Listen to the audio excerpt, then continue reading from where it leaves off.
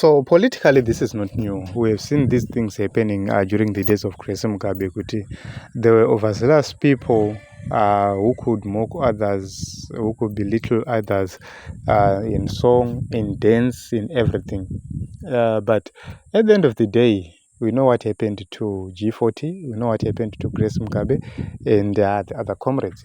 So it's said that we still have a repetition, we still have people who do not learn from past political experiences because they believe that it won't happen to them. They believe that vakachibata kuti G, and they have everything, every arsenal to defend themselves. But I believe that they are wrong.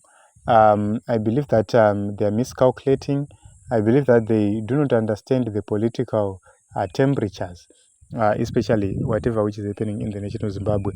So right now, when you look at how Mini Baloyi shared what General Chiwenga spoke about, the key issues which were spoken by General Chiwenga, Mini shared them on her Facebook page.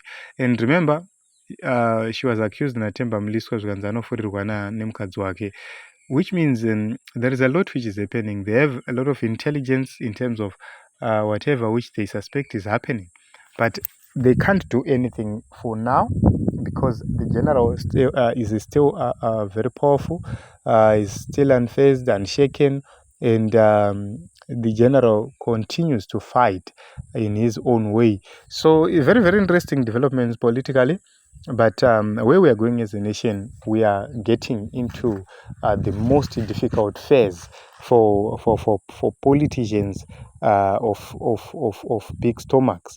So it's very, very interesting. We'll continue to watch and see, and we'll continue to update the nation.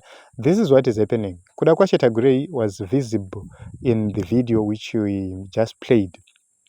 Achiimba 2013 there Emerson, and it seems as if he's celebrating kuwina kwavari kuti vari kuita against the general.